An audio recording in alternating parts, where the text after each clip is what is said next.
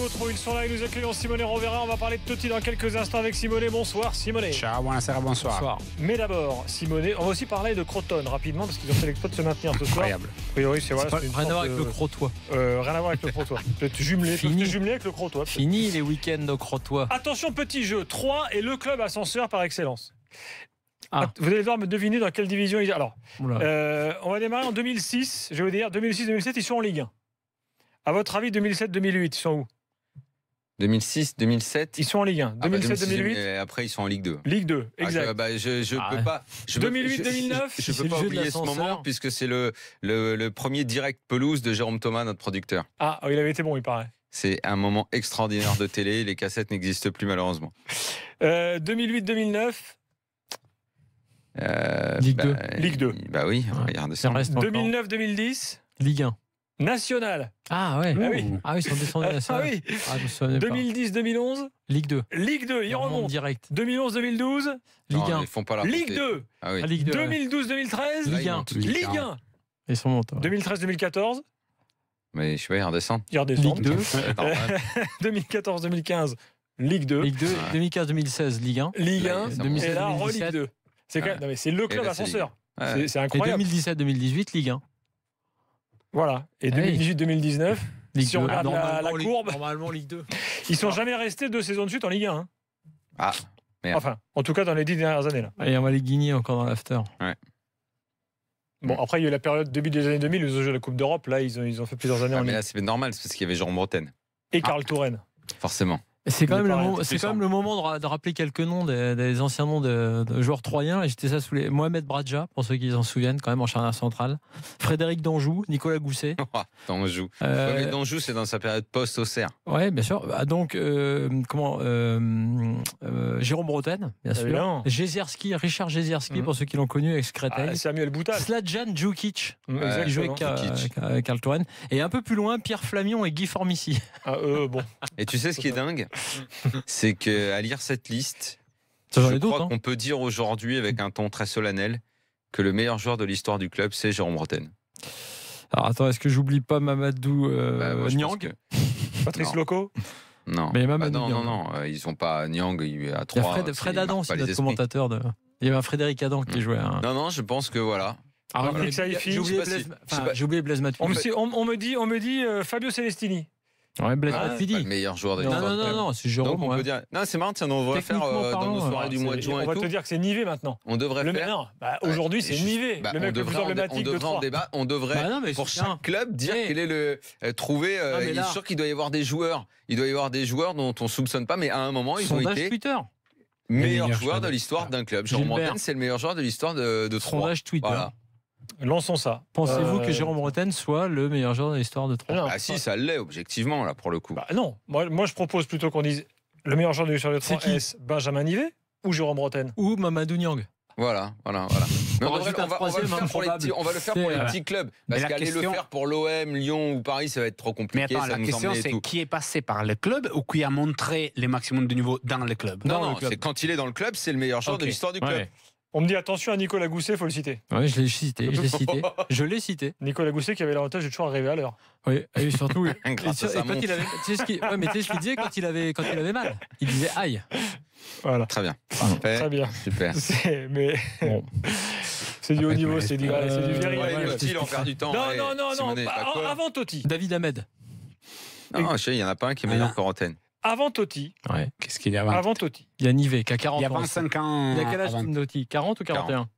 40, comme Nivet. Avant Totti, j'aimerais quand même, parce que 40. Daniel, tu as chargé Loïc Ferry d'entrer tout à l'heure dans l'after, mais finalement, on n'est pas allé dans le détail. Aujourd'hui, est-ce qu'on doit dire clairement, est-ce qu'on doit imputer les problèmes sportifs de Lorient à la gestion de Loïc Ferry? Bien sûr.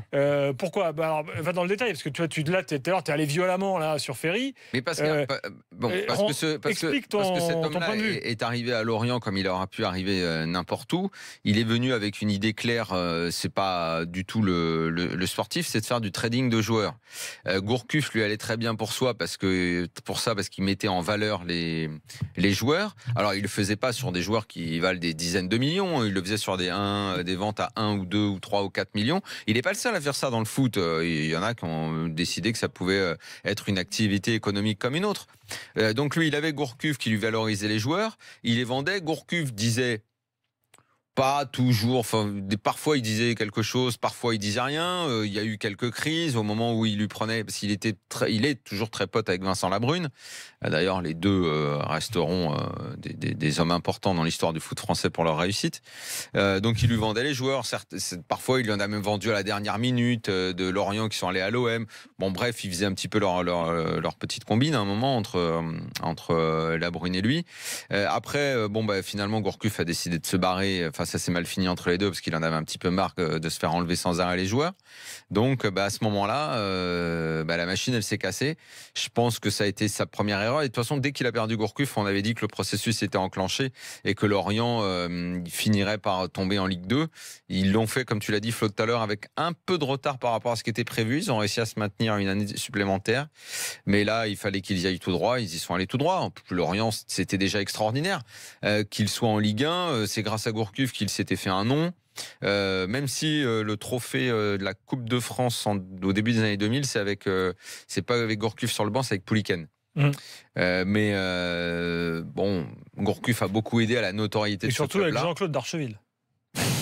Et voilà, donc Loïc Ferry, par sa gestion, a effectivement emmené ce club. T'as un truc qui est paradoxal, enfin qui est pas paradoxal, mais qui est terrible, c'est que si tu veux faire du business dans le foot, c'est pas gênant. On n'est pas complètement. C'est pas une histoire de romantisme mal placé. Si tu fais du business quand tu arrives à Paris et que tu mets les moyens comme l'ont fait les Qataris, quand tu arrives dans des grands clubs et que tu penses que tu peux, si tu veux, réaliser tes investissements, enfin tu vois, sportifs, enfin réaliser tes ambitions sportives et aussi faire de l'investissement, pourquoi pas. Même Monaco qui fait prospérer des joueurs pour les vendre, même Lille qui va peut-être faire ça maintenant, mais en ayant aussi comme ça derrière une solidité. Il faut pas se tromper de club pour le faire. Et je pense que ce qui est terrible, c'est que c'était pas l'endroit, ni le moment de le faire à Lorient. C'est-à-dire que pour moi, Lorient, c'est une partie, une petite partie, mais une partie du patrimoine du foot. En plus, une partie d'un patrimoine qu'on aime bien techniquement, que Gourcuff a un peu mis au plus haut.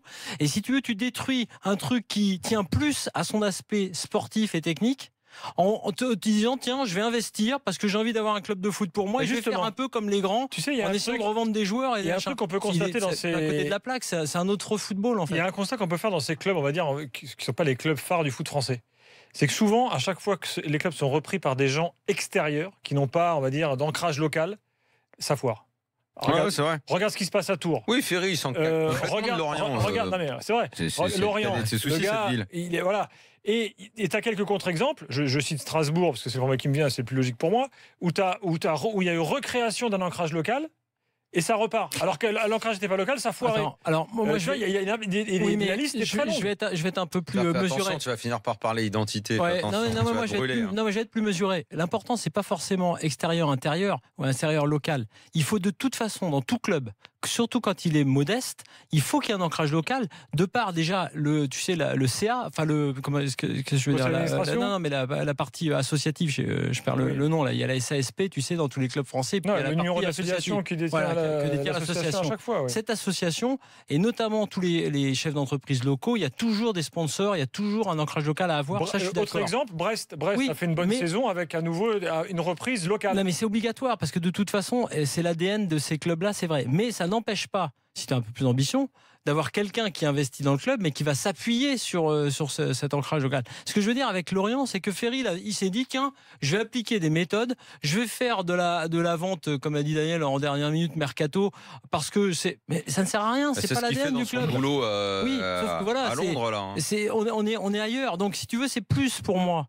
Ne pas avoir saisi, ne pas avoir compris ce qu'était le foot dans un club comme celui-là, plutôt que des erreurs stratégiques en permanence. C'est-à-dire que dès le départ, si tu veux, ça ne colle pas vraiment. Et si tu veux, le truc symptomatique et symbolique de ça, c'est le divorce Gourcuff-Ferry. À ce moment-là, quand la porte claque ce jour-là dans les vestiaires où il ne veut plus lui parler, là, devant les caméras d'ailleurs de la France entière. Je crois même que Gourcuff a fait une année supplémentaire sans lui parler. Ouais, c'est possible, une demi-année. Non, une demi-année, c'est suite au transfert de décembre, tu sais, du mercato d'hiver, je crois. Ça, Dans quelques secondes, nous sommes de retour pour parler pour de bon de Totti. Je rappelle les résultats. Donc, Lorient en Ligue 2, 3 en Ligue 1, 0-0 ce soir entre les deux équipes en barrage retour d'accession ou de maintien en Ligue 1. Et puis Orléans se maintient en Ligue 2. Orléans a battu le Paris FC 1-0 ce soir, décidément, cette histoire de deuxième club à Paris. On ne changera jamais. Le Red Star. Attends, le Paris FC, c'était déjà un miracle. Ils jouent le barrage. Ils étaient 17e au mois de décembre.